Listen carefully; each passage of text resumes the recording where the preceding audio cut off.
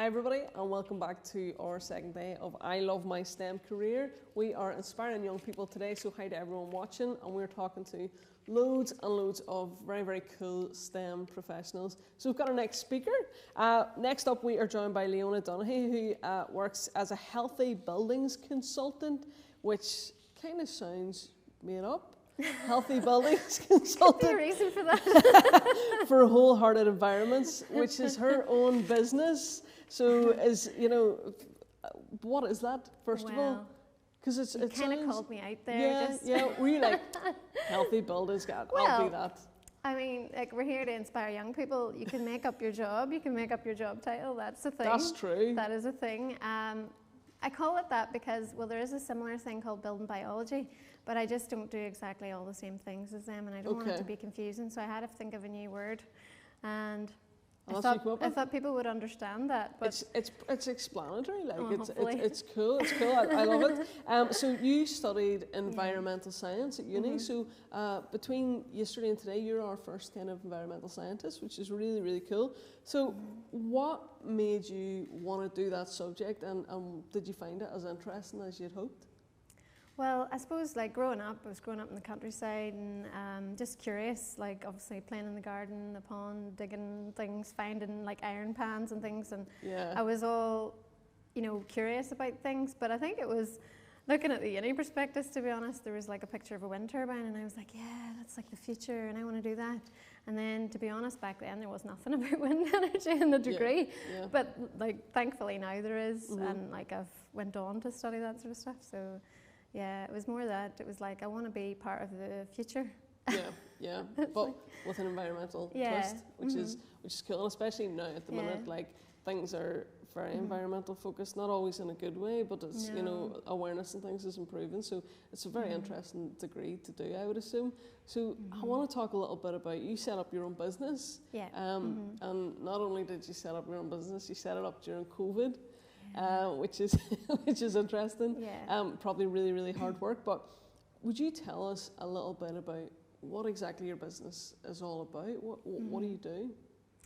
Well, so, like we sort of said there, healthy buildings consultancy. So what I was doing at the time when COVID hit was I had gone back to university to do a PhD. And the reason I did that was because I had seen problems in my career, like working with people in their homes, that they had mold and things, and then they got retrofit done, and then it didn't really improve their health.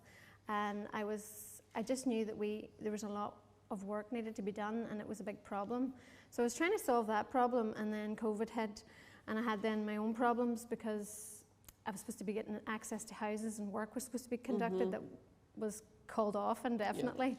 So I saw there's a program in Ulster called So She Did, and I saw an email for that, and I was like, oh, apply and do that, because I've always been interested in setting up a business, but I actually hadn't made all the links until I was on the course. And then Chris Shannon said to me, find a problem you're uniquely positioned to solve. And I thought, well, I'm already trying to solve a problem. And I said to him, well, can I be the business? And he was like, yeah. And then I was like, of course. So it was just like, makes sense. It clicked, and I was like, yeah, well, this is actually a faster way of solving the problem anyway, so I'll just get on with that, and that's just sort of took off from there. So what does it look like? Do you go out to houses and you kind of go around, look for mold, look for things that are maybe not optimum health-wise, and fix it? Is that what the business is? Yeah. Basically, yeah, it's like sort of like investigating. Someone has symptoms and things, and they're not sure something could be in the house that's causing them, and so I could come and look at the house and speak to them, ask them questions, and figure out what's going on, and try to get to the root of the problem, and then give them ways to address it. Or sometimes there'll be work needs done, sometimes it'll be simple solutions, but it's just it's a very tailored thing to what the need is. Yes.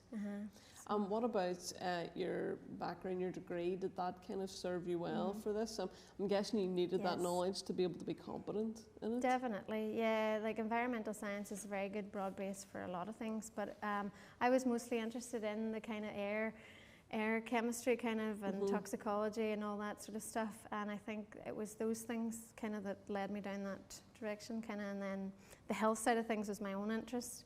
Yeah. So it was marrying the two kind of.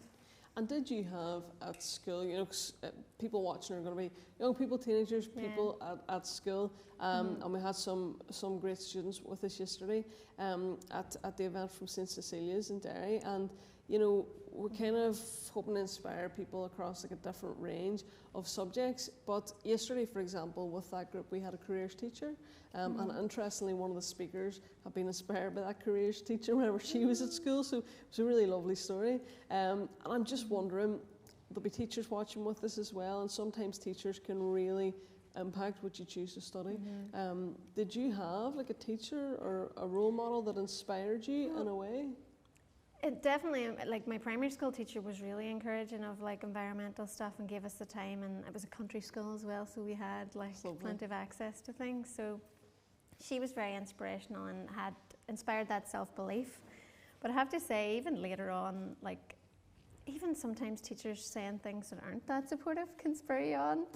I know that's maybe the twistedness, but like it's like, if they tell you you can't or you shouldn't do something, I would be, and that could be a country thran as too, if you know that word.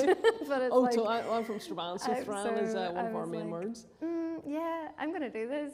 Like, so I think there's a part of that too. It's like you have to listen to what's going on inside and be like, well, that is what you think. If someone tells you can't do something, you say, well, that's what you think, because what you think yourself is more important. Having your own confidence in things is very important as well. And I'm just wondering, you know, do you feel, obviously sustainability, climate, environment is much more of a hot topic now, I guess, than whenever you started doing it in uni. But do you feel that it's important to continue to encourage young people to get involved in kind of environmentalism and sustainability? Oh, definitely. I think now more than ever. Like we can't ignore it anymore. You know, things have gone so far. There's a big sort of skills gap and shortage in the environmental sector.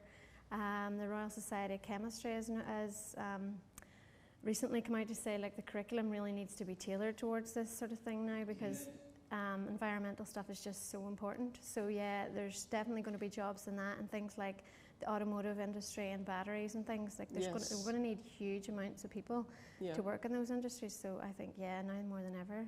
And it's probably, I feel like it's to me, I feel like it's almost like the IT industry 15, 20, 10 years ago, where suddenly it was like, if you do IT, you get a job. Now I feel like, you know, you're in climate change, you're in environmentalism, sustainability, you know, that's kind of exploding in the same way to me that IT and tech did. So just to finish off, today is I Love My STEM Career. I've had loads of interesting professionals. I've asked each person, what do they love the most about their career? So I want to pose the same question to you. What is your ultimate favourite thing about your job? Well, I think for me, it's the variety, like no 2 days are the same. And I think that's because I've designed it that way. Do you know what I mean? It's like, you get to investigate things, you know, every day. Like there's a new problem, a new thing to solve, and it's kind of, and you feel like you are making a difference. Like one of the reasons I do think we need more people going into environmental jobs is because they can make decisions better, you know, from that training that they'll get, and they follow like a precautionary principle, which is just a much better way to make decisions than what a lot of the leaders and people currently seem to do. And you know, again, I think I'm going to start a tally for the amount of people who say the diversity and also the human aspect, because almost every person has said that so far. So I'm really hoping we're getting across. Everyone we've talked to is a completely different career path, completely different background, and they've all said about the diversity and the difference of each day, which is amazing. So I just want to say thank you so much, Leona, for talking to us. Leona Donaghy, can we get a round of applause, please? Thank you.